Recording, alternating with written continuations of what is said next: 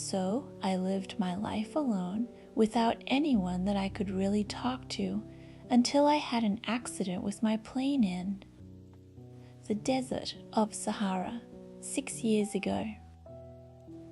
Something was broken in my engine, and as I had with me neither a mechanic nor any passengers, I set myself to attempt the difficult repairs all alone.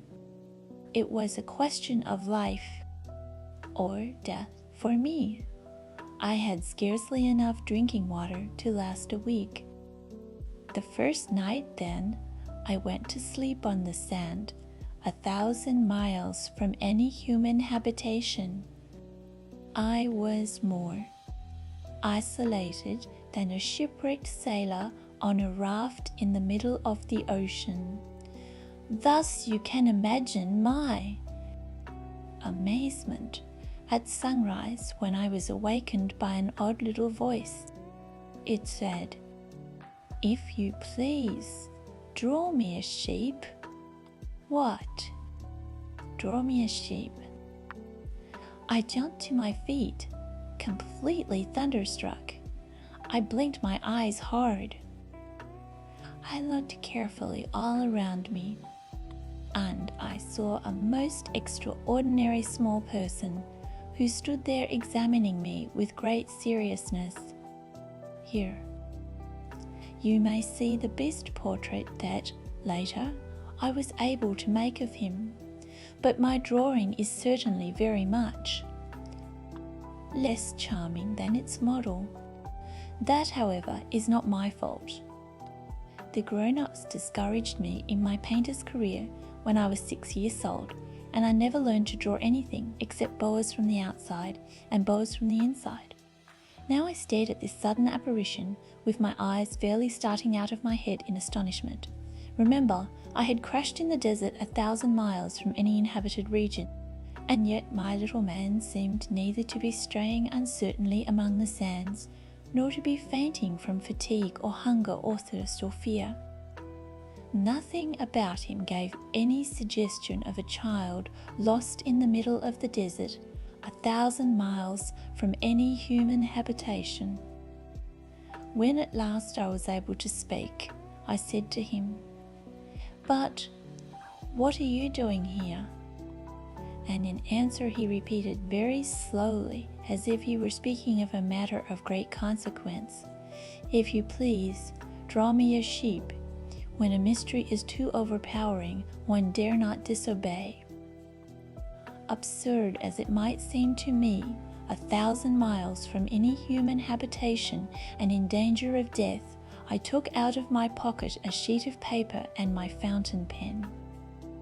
But then I remembered how my studies had been concentrated on geography, history, arithmetic, and grammar, and I told the little chap, a little crossly, too, that I did not know how to draw. He answered me, "That doesn't matter. Draw me a sheep." But I had never drawn a sheep. So I drew for him one of the two pictures I had drawn so often. It was that of the boa constrictor from the outside. And I was astounded to hear the little fellow greet it with, "No, no, no, I do not want an elephant inside a boa constrictor. A boa constrictor is a very dangerous creature, and an elephant is very cumbersome. Where I live, everything is very small. What I need is a sheep. Draw me a sheep." So then I made a drawing. He looked at it carefully.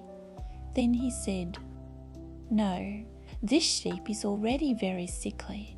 Make me another." So I made another drawing. My friend smiled gently and indulgently.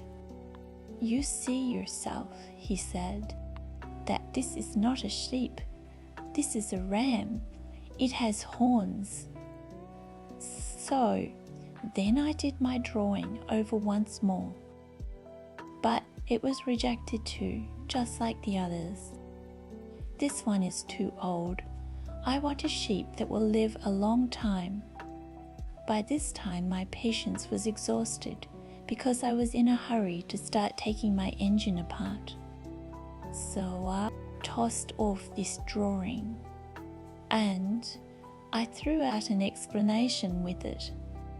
This is only his box. The sheep you asked for is inside. I was very surprised to see a light break over the face of my young judge. That is exactly the way I wanted it. Do you think that this sheep will have to have a great deal of grass? Why? Because where I live, everything is very small. There will surely be enough grass for him, I said. It is a very small sheep that I have given you. He bent his head over the drawing. Not so small that, look, he has gone to sleep. And that is how I made the acquaintance of the little prince.